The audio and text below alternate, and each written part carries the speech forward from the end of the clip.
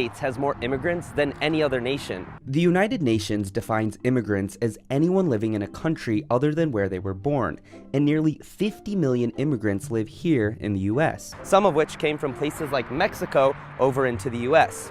It's at the forefront of national debates and driving political discourse. But what do we know about immigration's effect on the actual economy?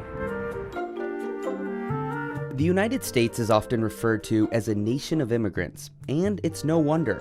With 49.8 million immigrants, that's about equal to the entire populations of Australia, Ecuador, and Switzerland combined. Saudi Arabia, Germany, and Russia follow the US with about 12 million immigrants each. However, only about 15% of the US's total population is foreign-born, well below countries like the UAE, Saudi Arabia, and Australia. But in cities like Miami, Los Angeles, and El Paso, Texas, that percentage is substantially higher, ranging from 26 to 40%. The US-Mexico border has become a focal point in the migration debate. Immigrants continue to make up a larger portion of US society. This has skyrocketed since 1970, when foreign-born residents made up less than 5% of the population. So what have economists learned about the impact of immigration? Well, when we talk about the economy as a whole, it's pretty good news. One report found that an extra 1% increase in a country's migrant population adds on an extra 2% GDP per capita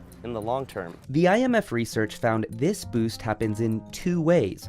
One, it impacts productivity per worker because migrant skills often complement the existing populations. Number two, it increases the percentage of working-age people in a country because migrants tend to fall within this age bracket. That helps pay for things like Social Security. The IMF recently advised advanced economies like the US, the UK, and Japan to open up their borders to avoid being overwhelmed by their aging populations. So, with the largest immigrant population in the world, how is American business influenced by immigrants? 2/3 of US economic growth since 2011 has been directly attributed to migration. The same study found that US immigrants are 2 to 3 times more likely than US natives to do things like start a company, create a patented innovation, or even win an Academy Award or Nobel Prize. Researchers say this is because migration is a risk, meaning the type of person who chooses to migrate tends to be more entrepreneurial. That entrepreneurial spirit may be why migrants have started 30% of American businesses,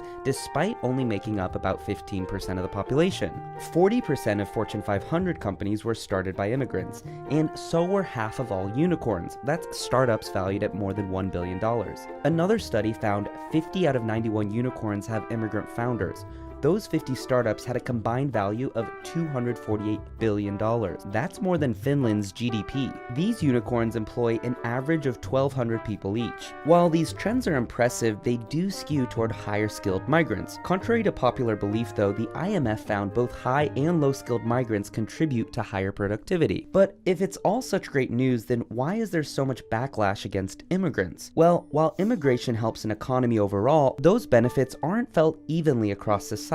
Many migrants face a language barrier, which can mean integration takes a while, but they are still able to contribute to a country's economy through fast-growing scientific and technical industries where they don't necessarily need to command as many communication skills. Lower-skilled migrants, including a large portion of the roughly 11 million who came to the US illegally, also skew toward jobs that don't require communication. But there's one industry that pretty much relies on undocumented workers here in the US. More than half of all hired farmers are estimated to be undocumented.